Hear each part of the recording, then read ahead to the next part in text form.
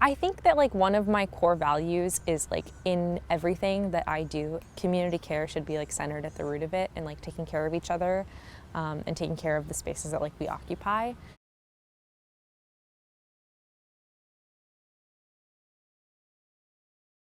Well, my name's Lizzie. I'm a student and a big fan of the environment and all of its works. I grew up in this like little house like by the highway where the nearest park you had to like cross the highway to get to it, and it was just like barren. Like it was like a really like industrial area. It was like mostly just like car shops and like tire shops and like junkyards and things like that. And so growing up, I was not an environmental person. I was like an outdoorsy person. I never like really felt concerned or cared about like things that were happening in the environment because like it wasn't as impactful to me as things that were happening like in my city, in my town. And then, you know, when I got to college, I kind of had the mindset shift of, you know, my city and the environment surrounding my city are connected. I can't just separate the two.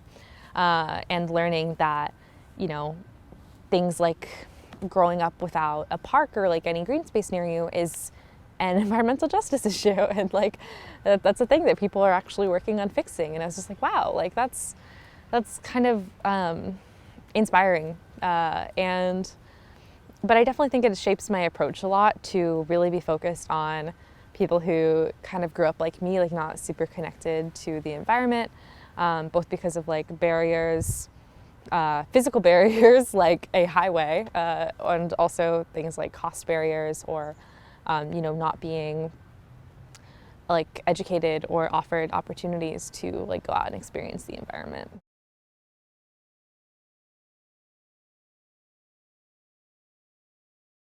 There's a lot of things that immediately come to mind that could be better or would be totally different in an ideal world.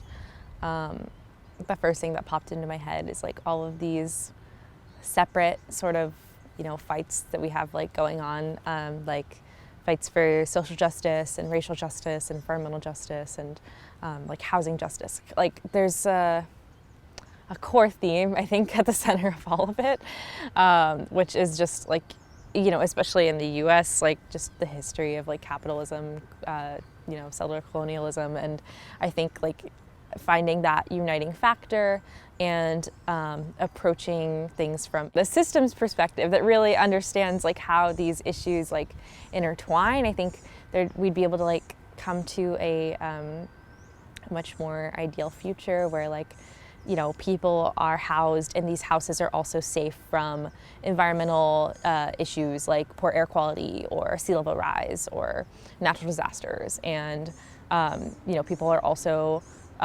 treated with like dignity and like respect and given equal opportunities. And it's in the environmental world as well, which has like historically been a very like white centric space.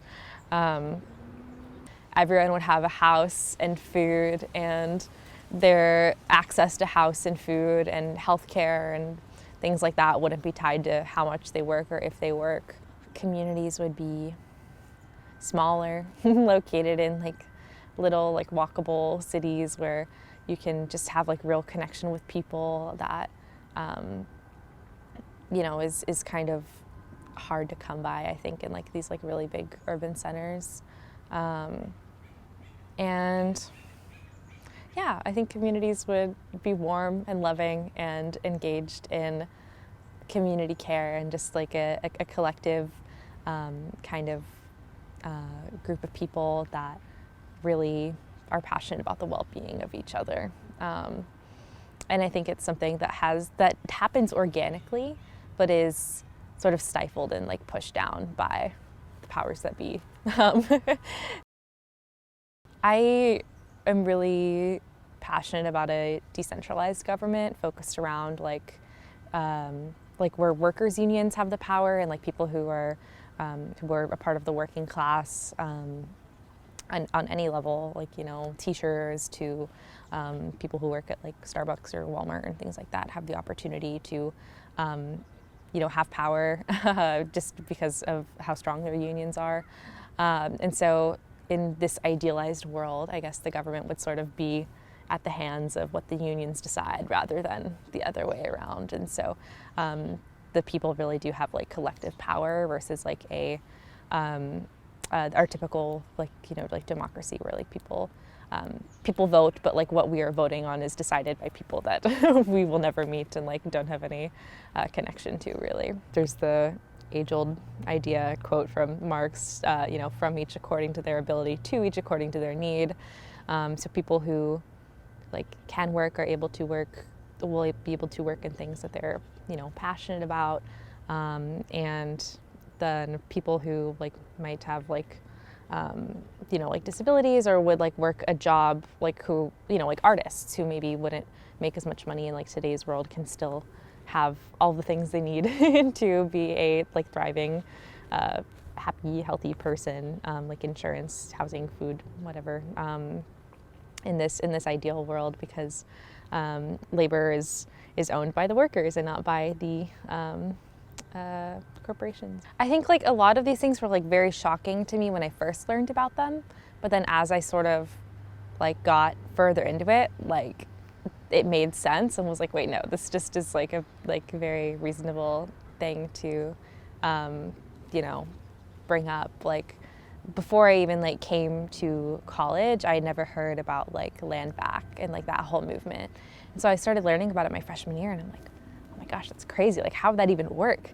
And then I start, you know, like reading a lot more literature and like articles from Indigenous scholars and Indigenous people who are like living in these communities and writing about what land back means to them, and just really getting excited at the idea and thinking that it's a lot more like feasible and like makes more sense in my mind than when I first learned about it. And I think that's like the issue is a lot of these ideas, until you really read more about them, just seem so radical and extraordinary, and it's like there is no way that something that different from what we currently have could ever work. But yeah, there's a lot of possibilities. There's a lot of ways to have a safe and healthy planet with safe and healthy people.